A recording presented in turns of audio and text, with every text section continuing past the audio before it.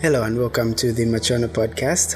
This week we are talking about mental health illness, breaking the stigma surrounding mental illness and the importance of self-care. Now, mental illness affects millions of people worldwide, yet it still remains a topic shrouded in silence, shame, and stigma. Now, these negative stereotypes create barriers to seeking help and hinder open conversations about mental health. But it's time to change the narrative and break down these walls. In our society, mostly when somebody is going through mental illness, we usually look at them as being crazy. And so this is the reason why if somebody is suffering from a mental health issue, they would always try to remain hidden and they would suffer alone because they don't want to be perceived as being crazy.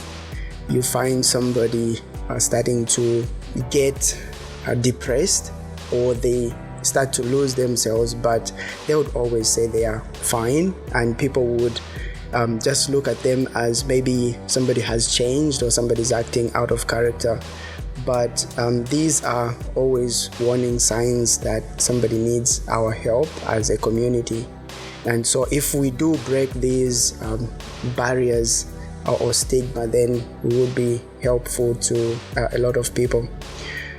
So one way we can combat the stigma is by promoting self-care as a fundamental aspect of mental health.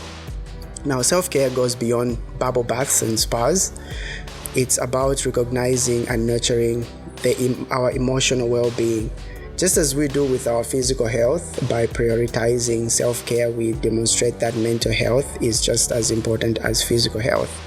Now, self-care empowers us to take control of our mental well-being, to acknowledge our emotions, and to seek the support we need without shame or judgment. It's about understanding that mental illness is not a personal flaw or weakness, but a human experience that many of us share. So how do we break the stigma?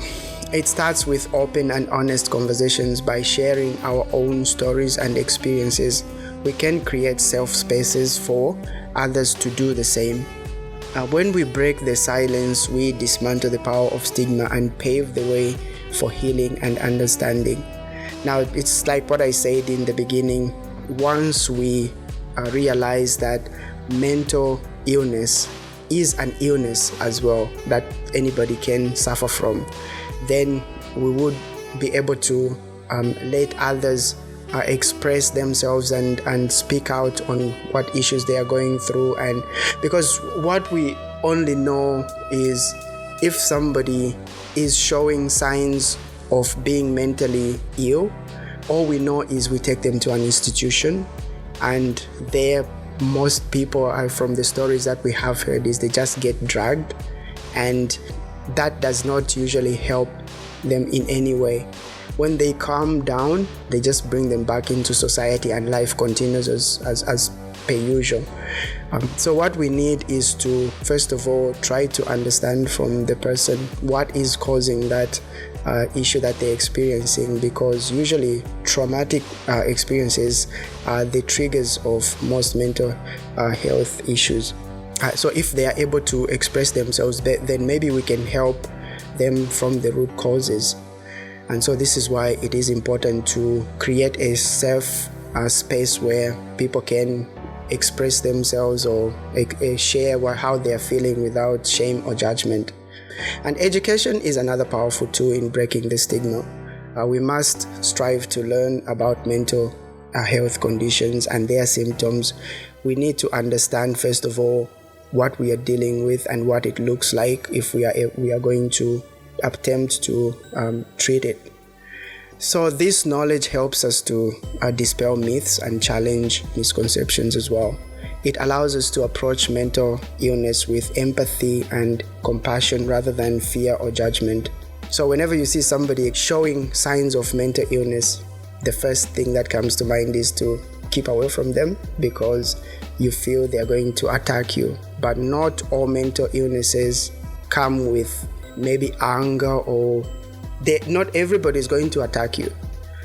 you've had people with mental health illnesses who, like, you can sit with them and have a conversation.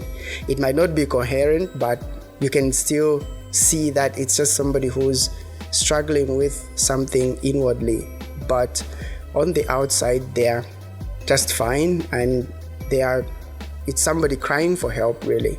So if we dispel those myths, then we'll be able to sit with somebody and understand what they're going through.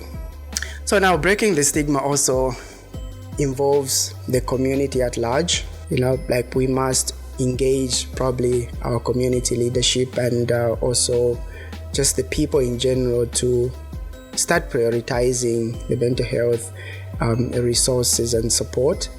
And this means probably someone somewhere investing in accessible and affordable mental health services and implementing mental health education in schools and workplaces, and dismantling discriminatory policies that may bring about stigma. So nowadays with the mental health, it doesn't have like an age limit, because especially with social media, where kids are being exposed to a lot of characters and a lot of lifestyles that they are not able to manage, it's creating a lot of depressions. We hear of young kids committing suicide nowadays. All those are mental health challenges that people are going through. You can imagine a kid who's not fully developed spends a lot of time on social media and has this way of thinking in their mind that the life that they are seeing on social media is what they need to be in. And then they realize that reality doesn't work that way, and so they start to get depressed because they are not able to afford what they want to show off on social media. All those things, that starts to creep into the person's mind, and it creates those illnesses that we're talking about. And so we need to start early. I think primary schools, secondary schools, you need to start early telling children or teaching them about mental health illnesses and how to approach life. If they feel they are not coping in any way, they need to be able to seek help. And we also need to provide the platforms for them to be able to express how they are feeling as well, because when you are just growing up, especially during teenage years, you are mostly conscious of your image, always conscious of how others see you, and this is when it's mostly difficult for people to open up. And so if we can encourage that, especially in schools, then that will be much helpful, because as they say, these kids are our future leaders. You don't want to have damaged leaders in the future, because that's what we have. That's the next generation that we are going to have.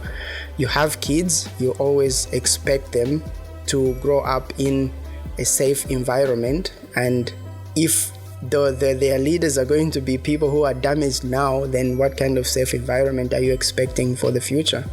So it's a matter of urgency, I believe. And so lastly, if we can just remember that self-care is not a luxury. Self-care should look at the physical, the spiritual, and the mental aspects of human beings as well. And we need to engage in such discussions so that we can try to clean up the world and try to clean ourselves as well, because we never know what tomorrow brings. But if we can prepare ourselves for tomorrow, then we would probably do a better job. So that's what I had this week, and hopefully we can have another engaging conversation in the next few weeks. I'll see you later.